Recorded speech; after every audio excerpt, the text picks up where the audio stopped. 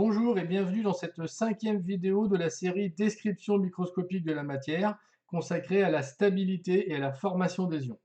Alors, on a vu que les électrons se trouvaient sur différents niveaux d'énergie et que seuls les électrons de valence jouent un rôle dans les réactions chimiques.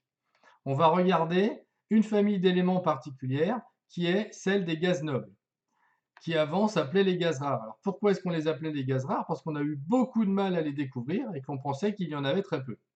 Alors leur découverte, elle a eu lieu à la fin du 19e siècle, en 1868 pour l'hélium et en 1898 pour le krypton, le néon et le xénon. Aucun d'entre eux n'apparaît donc dans la classification de Mendeleïev de 1869. Alors, quelle est la raison tardive de cette découverte? Eh bien, c'est parce qu'ils sont plutôt inertes, c'est-à-dire qu'ils ne réagissent quasiment pas avec d'autres éléments. Alors, quelle est la raison de cette grande stabilité? Eh bien, on va regarder la configuration électronique des trois premiers gaz nobles. Alors, on commence par l'hélium, ensuite le néon et enfin l'argon. Que constate-t-on? Eh bien, ces trois gaz nobles ont une couche de valence saturée, c'est-à-dire une couche complète. Pour l'hélium, c'est la couche 1 qui est complète. Pour le néon, c'est la couche 2 qui est complète. Et pour l'argon, c'est la couche 3 qui est complète. Alors, si on compare avec les autres éléments de la classification périodique, alors un extrait seulement pour les nombres d'électrons inférieurs à 18, eh bien, on constate que, premièrement, dans chaque colonne, tous les éléments ont le même nombre d'électrons sur leur couche de valence. Première colonne, un électron sur la couche de valence. Deuxième colonne, deux électrons sur la couche de valence. Ici, trois électrons, quatre électrons, etc. Et donc, seuls les gaz nobles qui sont au bout de la classification vont avoir une couche de valence complète. Et donc, on va en conclure que la stabilité est liée à une couche de valence complète. Et on va constater, avec diverses réactions et diverses expériences, que l'objectif de tous les atomes, autres que les gaz nobles, ça va être d'obtenir cette couche de valence complète pour gagner leur stabilité. Alors pour cela, il existe deux possibilités.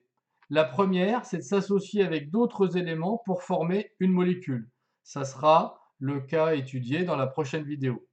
Et dans cette vidéo, on va s'intéresser à la deuxième possibilité, c'est-à-dire la possibilité d'un atome de se transformer en ion.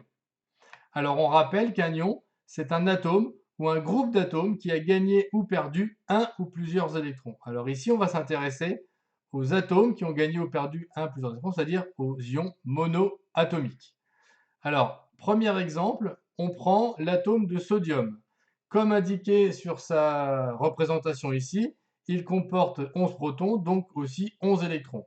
Donc dans sa répartition, on va écrire, comme on l'a vu dans la vidéo, les 11 électrons dans l'ordre de la couche la plus basse à la plus haute. Et on voit bien ici, donc sa couche de valence, c'est la couche 3, et il y a un électron sur cette couche de valence. Alors, pour devenir stable, eh bien, il a deux choix, cet atome de sodium. Soit il peut perdre un électron et obtenir à ce moment-là une couche 2 complète, soit gagner 7 électrons pour obtenir une couche 3 complète. Alors évidemment, dans la nature, tout va toujours au plus simple. Quand on dit au plus simple, évidemment, c'est au minimum de coût énergétique. Alors c'est plus facile de perdre un électron, donc il va perdre un électron. Et à ce moment-là, sa configuration électronique qui était celle-ci va devenir celle-ci. On reconnaît celle du néon. Alors attention, hein, l'atome ne devient pas du néon, puisque son nombre d'électrons est le même que celui du néon. Par contre, il n'a pas été modifié son nombre de protons. Et c'est le proton qui caractérise l'atome. Il y a toujours 11 protons, donc c'est toujours du sodium. Alors, l'ion sodium, donc sa configuration électronique, c'est celle-ci, la même que celle du néon. Et si on effectue un bilan des charges, il y a toujours donc 11 protons dans le noyau et ils sont toujours positifs. Et on a 10 électrons autour qui sont négatifs. On a donc une charge plus en excès. Et c'est pour ça que l'ion sodium va s'écrire Na+. Alors, on va regarder sur un exemple suivant et vous allez pouvoir vous entraîner un petit peu. Donc, on prend le soufre qui s'écrit donc de cette façon. Et on va vous demander dans un premier temps d'écrire sa configuration électronique. Allez, vous faites une petite pause et on va juste après la réponse. Alors, sa configuration, c'est la suivante, hein. On remplit comme d'habitude les couches dans l'ordre de la plus basse jusqu'à temps qu'il n'y ait plus d'électrons. Donc ici, on a vu qu'on en place 2 et 2, 4 et 6, 10, 12 et 4, ça fait bien 16, donc 16 électrons. On obtient cette configuration électronique pour le soufre. Quel ion va-t-il donner? Je vous laisse quelques secondes. Eh bien, il a deux choix, hein. Soit gagner 2 électrons, soit en perdre 6 ici qui sont là, hein. Évidemment, il va gagner 2 électrons pour être stable. Sa nouvelle configuration électronique est donc celle-ci, hein, c'est celle du xénon, du krypton. Et on va donc, comme on a 2 charges moins en excès, avoir un ion sulfure qui s'écrit S2-.